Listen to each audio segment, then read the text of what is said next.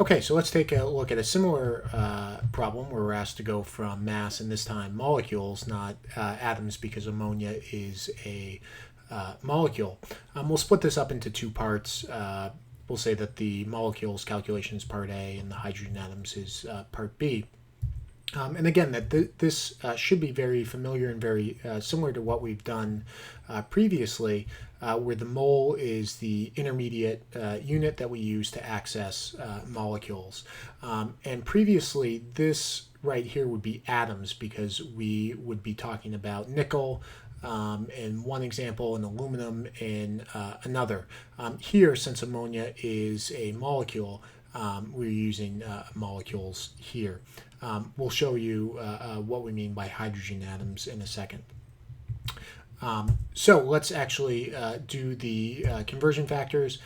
Again, since we're starting with 28 grams, we know that grams has to be in the denominator in the first conversion. We can easily access moles from the molar mass. And then we know we can put moles in the denominator to cancel with the moles in the numerator here and go to molecules. Now we're going to put in the numerical relationships. Again, I've rounded the molar mass of nitrogen and hydrogen, and this is why I like to do it. I can immediately, and because I've dealt with chemistry for so long, or taught chemistry and studied it, I know that nitrogen has a molar mass close to 14 and hydrogen is close to 1, so back of the envelope calculation, the molar mass should be 17 grams per mole. And don't necessarily worry about the sig figs there. So we have 1 mole for every 17 grams, and Avogadro's number of molecules for every 1 mole. Again, think about whether or not this answer makes sense. Should there be a large number of molecules? Of course there should be in a small sample of ammonia, even 28 grams of it. Significant figures, not quite right. We start off with 2 on the left and 28 grams, so this should be 9.9 times 10 to the 23rd molecules.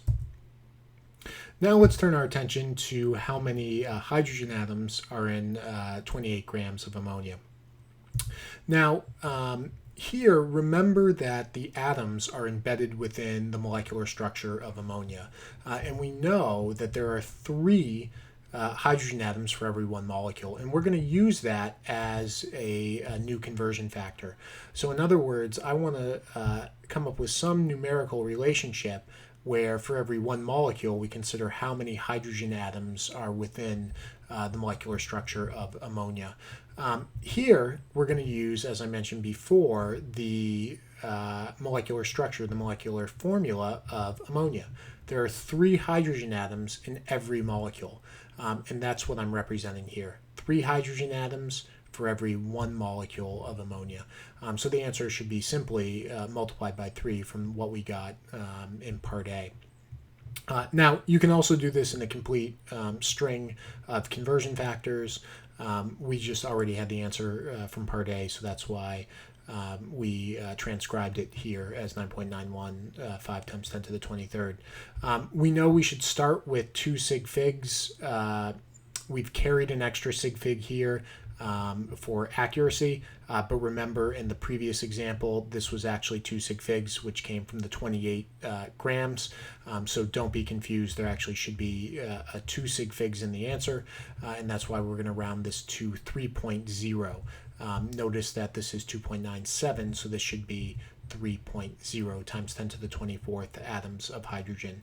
Now the challenging problems are going between maybe milliliters and atoms within the molecule, but really you've done every single conversion factor before. You shouldn't be intimidated by this problem.